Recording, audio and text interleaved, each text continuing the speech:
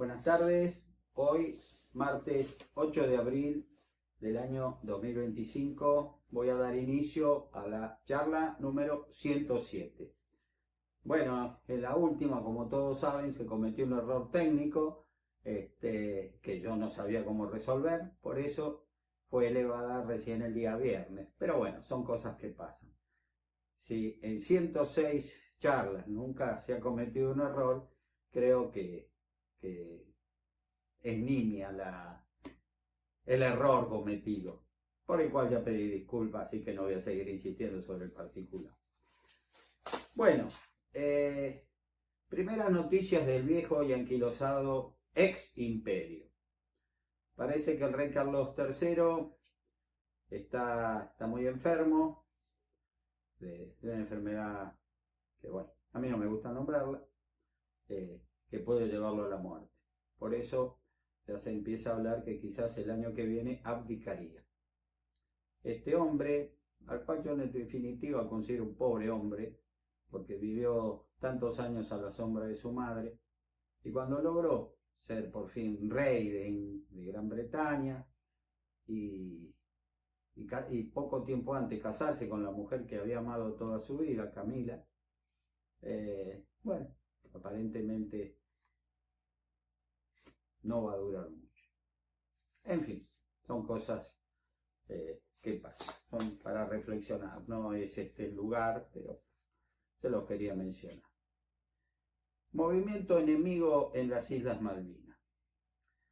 A fines de enero de 2025, el rompehielos Sir David Attenborough de la British Antarctic Survey, que provenía de haberse aprovisionado en la ciudad chilena de Punta Arenas, donde había recargado combustible y provisiones antes de dirigirse a la Antártida, efectuó un recorrido inamistoso en la provincia de Tierra del Fuego al atravesar el estrecho de Le Maire, que está entre la isla grande de Tierra del Fuego y la isla de los Estados.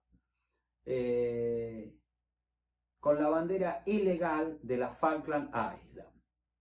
No tenía por qué hacer eso. De Punta Arenas tranquilamente por los fiordos chilenos podría ir para el sur a la Antártida. Pero lo considero como que nos mojaron la oreja.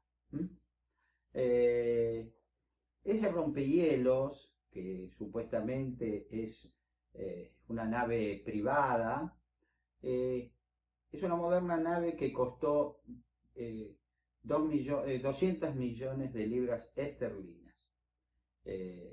Yo creo que esa es una navegación, la que efectuó, provocativa a todas luces.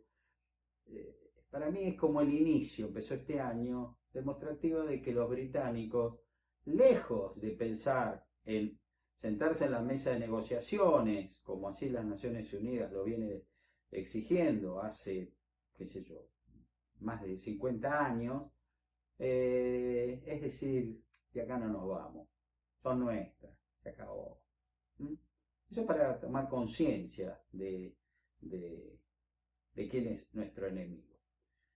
Hubo muchísimos actos patrióticos, sentidos, en todo nuestro país por el 2 de abril, cosa que a mí honestamente me gustó mucho, me enorgulleció, y entre esos, en esas participaciones, lo digo con el babero puesto, mi nieto Juan Cruz Olarte, de 8 años, pidió asistir. Él, nadie lo obligó, al contrario, dijo: yo quiero ir a un acto de los veteranos de guerra de Quilmes, que sembraron 12 árboles en recuerdo, en homenaje a los 12 quilmeños caídos en defensa de la patria en nuestras irredentas Islas Malvinas.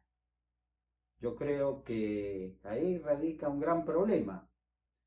Cada año que pasa, para los británicos, cada año que pasa la cosa se pone más pesada.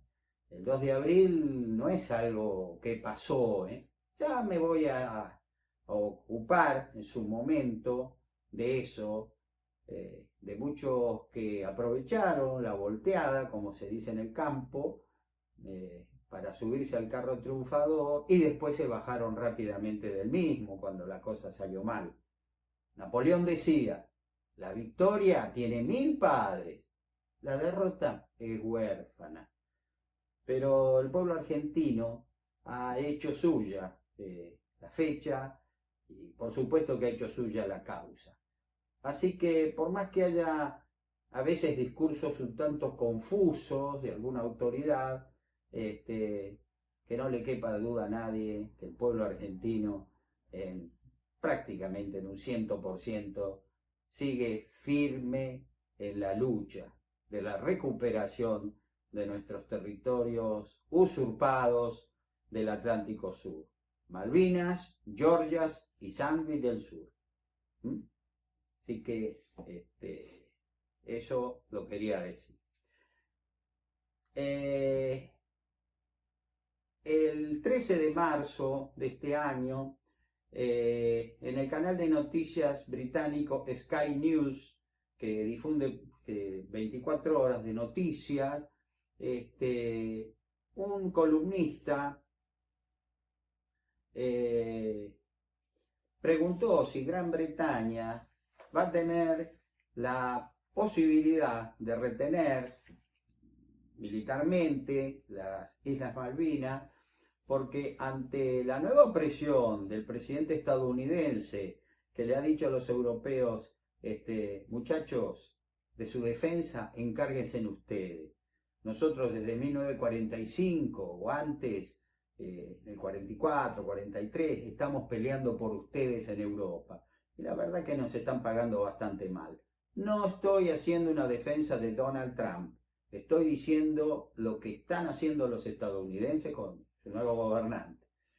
Entonces los europeos todos van a tener que aumentar sus gastos militares para evitar que un caballero como el señor Vladimir Putin, y lo denomino caballero de alguna manera hay que llamarlo, al gobernante de la Federación Rusa, un día no quiera enviar sus fuerzas a un ataque total sobre Europa. Si eso ocurre, es como decir, muchachos, arréglense ustedes como puedan. Entonces, si hay que poner mucho del componente militar o todo el componente militar en Europa, ¿cómo podemos defender las Malvinas, que son parte, rezagos de un viejo imperio que ya no existe?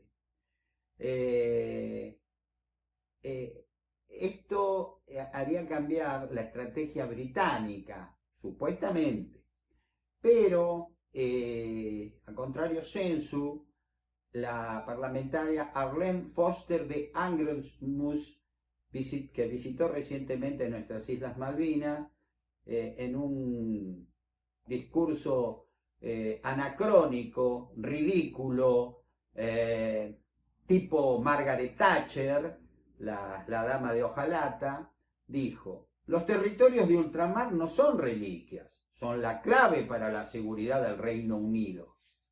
En el diario The Times de Londres, dicha mujer ha expresado: ya no podemos permitirnos tratar esas zonas como notas a pie de página en nuestra estrategia de defensa.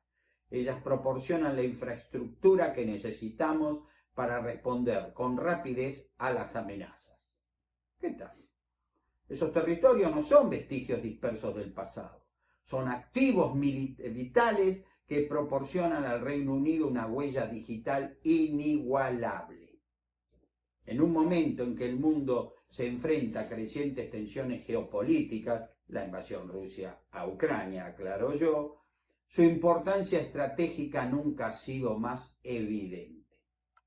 Siguiendo esa línea de pensamiento imperialista, el miércoles 12 de marzo del año 2025, un avión Airbus Atlas de la Real Fuerza Aérea Británica, de la RAF, siglas ZM-421, partió a las Islas Malvinas, y esto lo voy a decir con mucho dolor, luego de reabastecerse de combustible en Montevideo, capital de la República Oriental del Uruguay,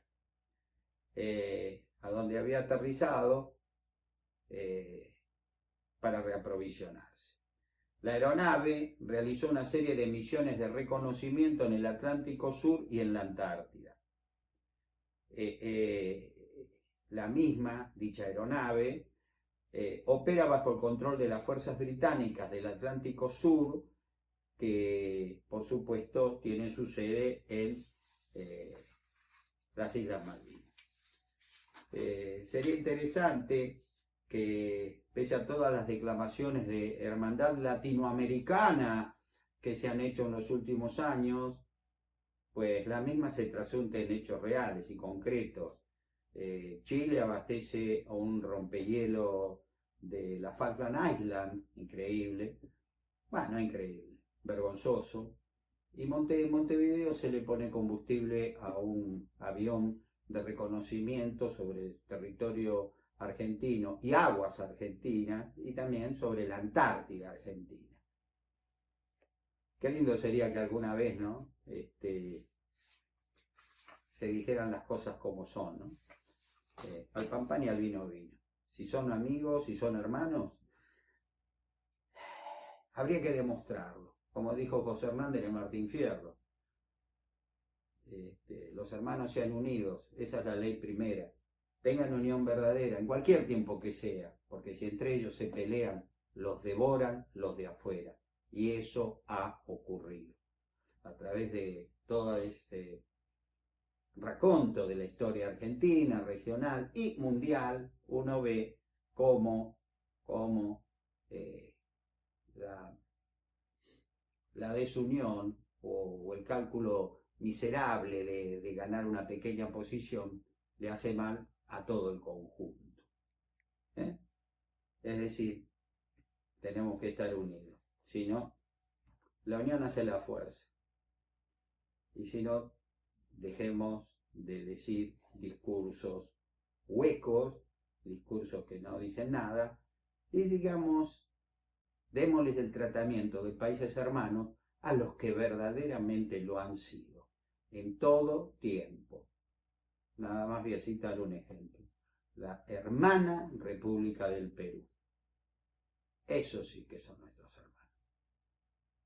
Bueno, aparte de algunos tirones de orejas por el error cometido en la elevación de la charla 106, algunos me han comentado que les llamó la atención el tema de la anglofilia de Mariano Moreno, de Bernardino Rivadavia, de Juan Manuel de Rosas. Porque son personas, Moreno y Rivadavia más o menos pensaban igual, Rosas pensaba totalmente lo contrario. Pero en algo coincidía, en su admiración desmedida hacia Gran Bretaña. No voy a repasar lo ya dicho, porque ya este es un trabajo muy extenso, y si volvemos para atrás, ¿no?, va a ser infinito, y ese no es el motivo.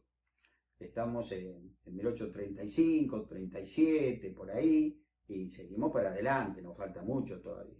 No puedo volver a 1810, pero cuando se instaura la Revolución de Mayo y el doctor Mariano Moreno es nombrado secretario de Guerra y Marina, este hombre demostró con diversas actitudes, con encendidos discursos, con su letra, era un gran escritor, su pensamiento impreso en la Gaceta de Buenos Aires, cuánta admiración sentía por la Gran Bretaña. Otro tanto le pasó a Bernardino Rivadavia, que ya lo dije en su momento, recordando al general Tomás de Iriarte, dijo, era un hombre petulante, fue a Europa unos años, pero cuando volvió, por favor, él quería ser británico. Y por eso confió tanto en la mediación de Lord Ponsonby, para que fuera un árbitro que equilibrara la cosa y obtener una ayuda, digamos, para ambas partes, pero que nos llevara a lograr el objetivo por el cual fuimos a la guerra contra Brasil, la recuperación de la provincia de la Banda Oriental, lo cual no se va a dar, y cuando Rivadavia se dio cuenta y se le cayó la venda de los ojos, dijo de todo de los británicos, pero ya era tarde. Al poco tiempo cayó, sin pena ni gloria, y bueno, así como los romanos una vez acuñaron una frase ante unos jefes enemigos que quisieron por un buen dinero, unas buenas piezas de oro, pasarse al bando romano, dijeron Roma no paga traidores. Y bueno, así terminó, tristemente, un hombre que no comprendió la época que estaba viviendo. Para mí, no creo que haya tenido malas intenciones, en lo personal no pienso eso, pero que bueno, que fue muy negativo a la larga en el tema de la guerra con Brasil. No le fue mucho mejor al coronel Manuel Dorrego, que hizo todo lo posible por horadar su poder y llegar a la gobernación de Buenos Aires y encargado de las relaciones exteriores, porque yo considero que el coronel Dorrego fue sincero cuando le dijo al general Lavalle, vamos a seguir peleando. Lo que pasa es que empezaron a mover oscuros intereses y que lo ahogaron financieramente. Argentina estaba en manos de los usureros británicos y tuvimos que firmar la paz, por la cual se crea el estado de Montevideo, hoy República Oriental del Uruguay. En un breve repaso, ustedes sabrán que eso significó el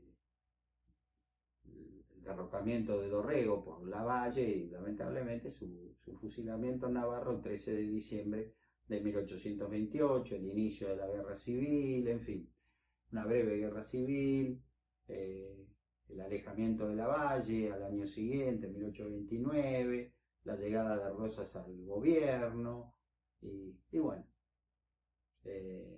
Rosas que al no darle las facultades extraordinarias no quiere seguir gobernando, hace la campaña del desierto de 1833-1834, donde él, en su testamento escrito en Gran Bretaña en 1868, orgullosamente dijo, en esa gloriosa campaña matamos más de 20.000 indios. Les recuerdo que él era comandante de la división de la izquierda que combatió contra los bárbaros, porque así él los describió. No lo digo yo solo repito lo que está escrito, yo soy objetivo. Les podrá o no gustar lo que escuchen, pero yo no estoy inventando nada. Están los archivos, mis queridos amigos, donde uno ha abrevado durante muchísimos años para encarar una obra de esta importancia, temporalmente hablando me estoy refiriendo. Y por último llegamos a Juan Manuel de Rosas. Juan Manuel de Rosas, una persona que si bien no combatió en las invasiones británicas, estuvo en el cuerpo de Miguelete, cuyo uniforme era rojo, colorado, que era un uniforme muy común en esa época. Y ustedes dirán, ¿por qué todos los ejércitos usaban el rojo, ¿no es cierto? Por la sencilla razón de que si a uno lo herían de un balazo, un sablazo, lanzazo, lo que fuere, la sangre se confundía con el uniforme. O sea, la gente al verlo no tenía miedo, porque si no veía, por ejemplo, el regimiento de Patrillo, que es azul y blanco, cuando usted hería a un patrillo, la sangre, que es roja, se notaba enseguida. En una chaqueta roja no se nota. Por eso los soldados británicos del siglo XVIII y XIX eran los casacas rojas. Tenían todo el equipo rojo porque al herirlos la sangre se confundía y no creaba pánico en la fila, ¿no es cierto? Bueno. Por eso Rosas, que va a ser que se enamoró, digamos, del color rojo y vio en el color celeste, celeste y blanco, el color de los unitarios, cuando era el color de la patria, ¿no? La bandera nacional creada por el general Manuel Belgrano, tomando, para mí, yo estoy convencido de eso, los antecedentes de las medidas del manto de la Virgen de Luján, que es blanco y celeste, que mide 38 centímetros, y que fueron, digamos, los primeros uniformes con que lucharon las tropas al mando de que luego va a ser general y brigadier del país, Juan Martín de Pueyrredón. Así pelearon con una especie de escarapela, blanca y celeste, 38 centímetros de largo, que les entregó el padre Vicente Carballo el 28 de julio de 1806, en una misa que se hizo en Luján, al gauchaje, que bajo las órdenes de Pueyrredón, repito, va a luchar en el combate, la derrota, de Perdriel, el 1 de agosto de 1806. Y de ahí, bueno, van a hacer la escarapela que va a crear el ilustre, el fantástico hombre que fue el general Manuel Belgrano, y luego con esos colores celeste y blanco la enseña patria. Rosas confundió las cosas, no digo que lo habrá hecho a propósito, pero bueno, las confundió y consideró que esos eran colores unitarios. Y entonces el celeste y blanco fue archivado, los colores patrios, y pasó a lucirse todo rojo. Argentina, primero la provincia de Buenos Aires y luego por temor, el resto de las provincias, todas usaban la llamada divisa punzó, que era una escarapela. Generalmente aquí tenían sobre el corazón la imagen de Juan Manuel de Rosas, con algunas loas, viva la Santa Federación, viva el brigadier general Juan Manuel de Rosas, en fin, cosas así, y era rojo, no más celeste y blanco.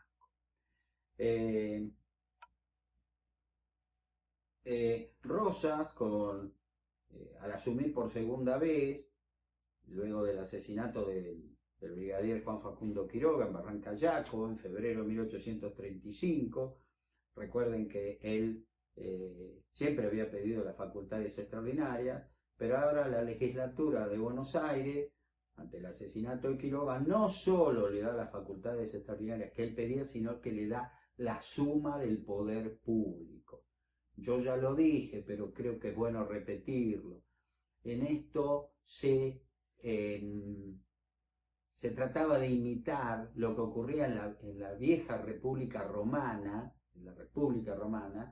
cuando a una persona de gran prestigio, en momentos pero terribles para Roma, donde se venía todo encima, digamos, como un tsunami, se le confería a una persona el título de dictador. ¿Y de qué viene la palabra dictador?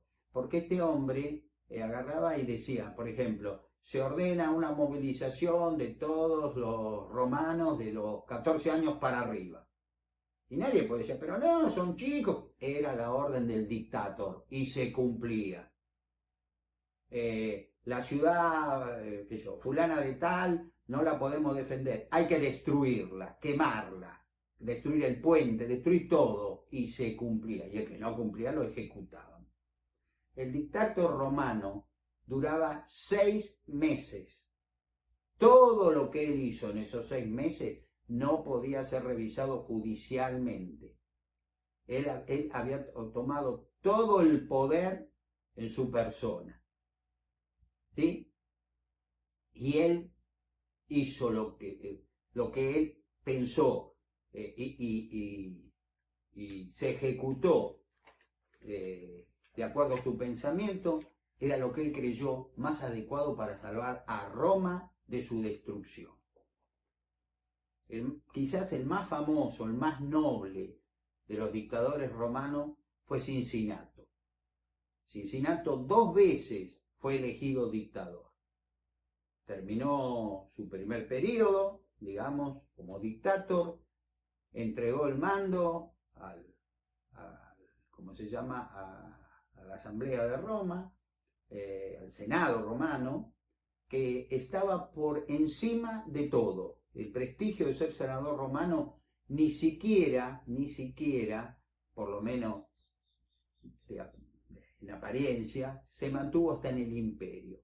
Ustedes habrán visto, posiblemente en algunas películas, en algún documental, que hay unas siglas grabadas, son 4 letras, ¿no?, que llevaban los soldados romanos adelante de todo, como si fuera una bandera. Roma no tenía bandera. Y eran 4 letras, la S, la P, la Q y la R. Y significaban Senatus Populus Quae Romanus. El Senado y el pueblo de Roma. El Senado era lo máximo. Bueno, cuando el dictador era nombrado, el dictator, y vuelvo a repetir, recibió ese nombre porque él dictaba órdenes, dictaba, y las órdenes eran de ejecución inmediata y tremenda, pero había que salvar a Roma. Era como el médico que amputa una pierna para evitar la gangrena, ¿está? Entonces, cuando Cincinato termina su primera dictadura, este hombre entrega el poder al Senado de Roma y le dice: señores, háganse cargo ustedes, yo ya terminé, espero haber hecho lo mejor por Roma. Y se fue a trabajar en su campo. Pasan los años, por supuesto que todo lo que hizo Cincinato fue súper aprobado, todo el mundo consideró que fue tremendo lo que hizo, pero para eso lo habían nombrado, pero así salvó a Roma. Pasan los años, Roma tiene otro gran peligro, otro gran problema, se le venía encima, y entonces en el Senado romano uno dijo: yo creo que tenemos que llamarlo nuevamente a Cincinato, a que Cincinato sea nuevamente dictador de Roma. Y por unanimidad todos dijeron: sí, no queda otra, sí, que vuelva Cincinato, porque Cincinato no abusó del poder, fue un hombre justo. Él lo que hizo, dictando leyes, si ustedes quieren, tremendas, sangrientas, lo hizo para salvar a Roma. Y por supuesto no se llevó una moneda a su casa. Por las dudas les quiero aclarar. Entonces se envía una comisión de dos o tres senadores a buscarlo. ¿Y dónde vive? Y vive ahí del Tíber, qué sé yo, en Montecito para la derecha, no sé. Bueno, y fueron caminando, imagínense, no había teléfono, no había GPS, no había nada. La gente no había fotografías, se conocían por hablar, nada más. Y entonces preguntando, dice: escúcheme, estamos buscando a Cincinato. Ah, sigan derecho, caminen hasta, qué sé yo, hasta el molino, vayan a tal lado. Me estoy inventando, por supuesto.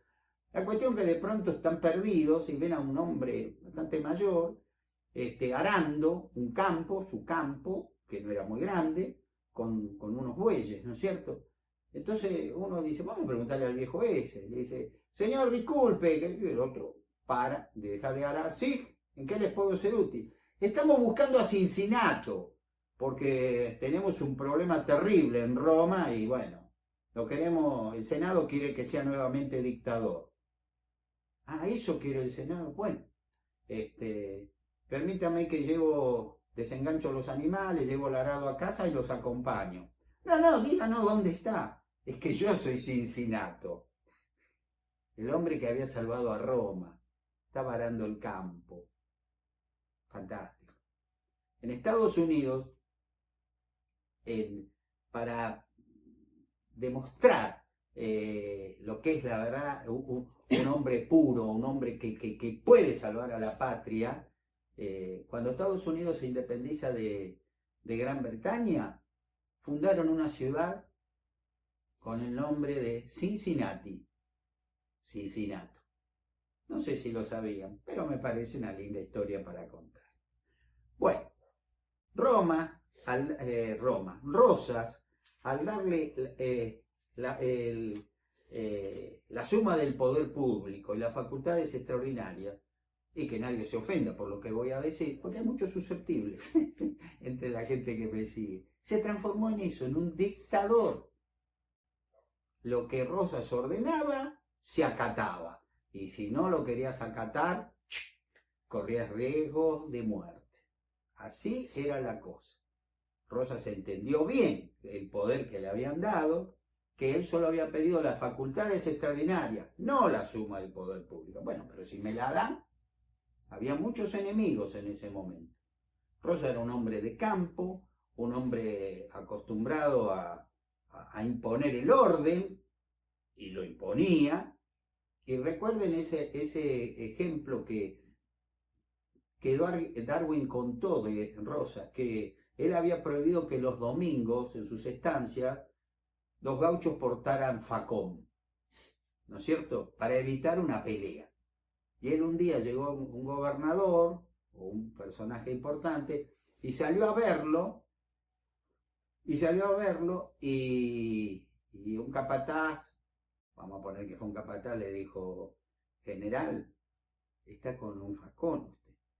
Rosa sacó el facón, se lo entregó, lo fue a saludar al gobernante que venía de visita, le dijo: su excelencia, por ahora no lo puedo atender, tengo que ir a ponerme en la picota porque vulneré una ley que tenemos nosotros. ¿Cómo? Sí, yo tenía el facón colocado en la rastra y los domingos nadie usa facones. Así que, y él fue y cumplió la pena que le hubiera correspondido a cualquier gaucho. Y por eso los gauchos lo querían y lo admiraban. Era uno de ellos. Bueno, Rosas va a tener en esta anglofilia una admiración, si se quiere, desmedida hacia la Gran Bretaña. Y especialmente hacia su joven reina, que prácticamente subió 1 o 2 años después que él, su segundo gobierno, la reina Victoria. Rosas tuvo hacia esta mujer verdaderamente un cariño, un respeto total, absoluto. Bueno, voy a leer algunas medidas que Rosas toma desde el gobierno. El sábado 16 de mayo de 1835 se establecieron trámites especiales para vender la tierra que estaba en enfiteusis, que fue ese sistema ideado durante la presidencia de Bernardino Rivadavia, por la cual se entregaban tierras públicas para el trabajo de quien quisiera ir a la frontera, pagando un pequeño canon y que no dio resultado.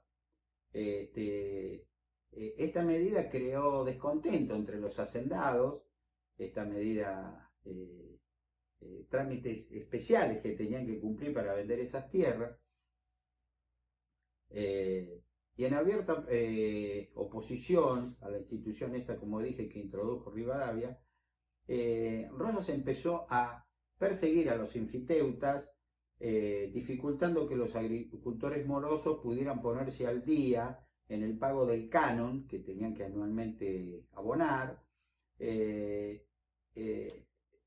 estos dejaron de labrarla y abonaron y no pudieran por eso pagarlo. Al no poder pagarlo, esto que se había buscado, que nosotros tuviéramos, por ejemplo, trigo, sin pensado lo que les voy a decir o lo que les voy a recordar, porque en algún momento ya lo dije. En Buenos Aires se comía pan antes de la llegada de Rivadavia con harina de trigo que se compraba en Brasil, porque nosotros no sembrábamos trigo. Entonces el trabajo de los labriegos va a ser directamente destruido, y esas tierras volvieron al Estado, fueron entregadas también a otros amigos, al mismo también se quedó con parte de esas tierras, y ahí en vez de tener legumbre, trigo, maíz, tuvimos vacas, y vacas en cantidad impresionante. Por la vaca lo único que se necesitaba era un lugar con agua, una pequeña laguna, un arroyito, un buen postes de ñandubay enterrados en el suelo, donde la vaca sola venía a refregarse, a rascarse, para quitarse de encima las garrapatas. Ya eran bastante, aunque eran casi salvajes, eran bastante, les gustaba la querencia, digamos, porque en un país, en una tierra donde no había árboles prácticamente, tener un tronco donde rascarse era para las vacas lo máximo.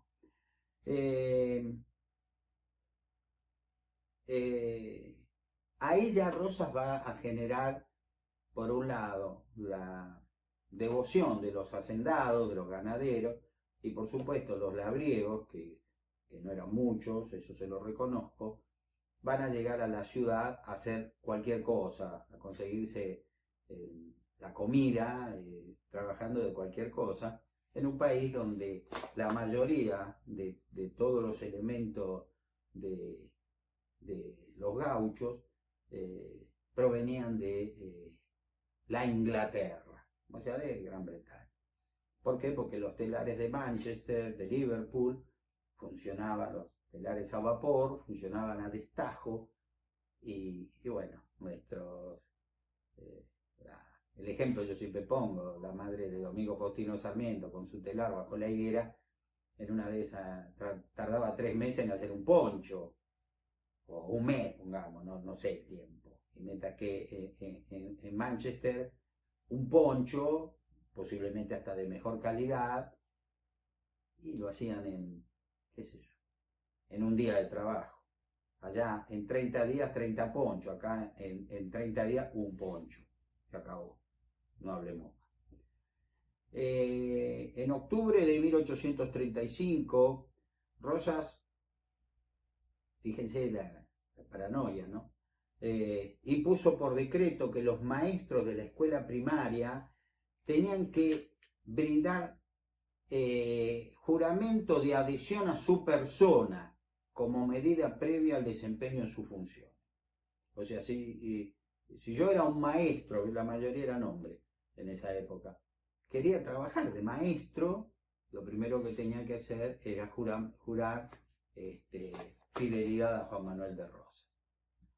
Pese al temor palpable entre los porteños, valientemente muchos docentes prefirieron abandonar sus empleos, dedicarse a cualquier otra cosa, antes que someterse a esa absurda imposición. La deserción de los maestros obligó a cerrar las escuelas, ya que no era posible hallar reemplazantes. La sociedad de beneficencia, la más perjudicada por la medida, hubo de informarle al gobierno que debía cerrar algunas escuelas para cuya dirección no encontraba maestras que quisieran someterse a las exigencias del gobierno. Por otro decreto posterior, ahora fíjense en esto, se obligó a los escolares a vestir de rojo, no el guardapolvo blanco que hemos conocido nosotros, no, rojo. El extraño documento disponía que los alumnos vestirán en los sucesivos trajes de listado que no tengan nada de celeste ni de verde. Esclavina punzó y moño también punzó, las mujeres, al lado izquierdo de la cabeza, bien grande y en todo tiempo. Alumnos de la escuela primaria. Cada uno de ustedes saque sus conclusiones.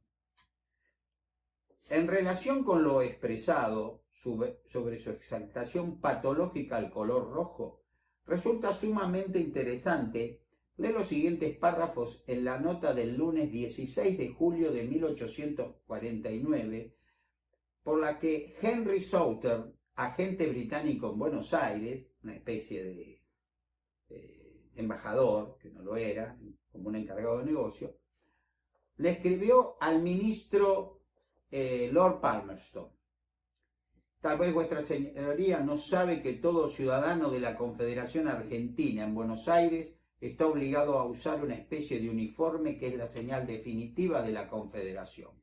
Su chaleco tiene que ser rojo, debe exhibir una cinta roja alrededor de su sombrero y en su ojal otro cintillo punzó con la inscripción: ¡Viva la Confederación Argentina!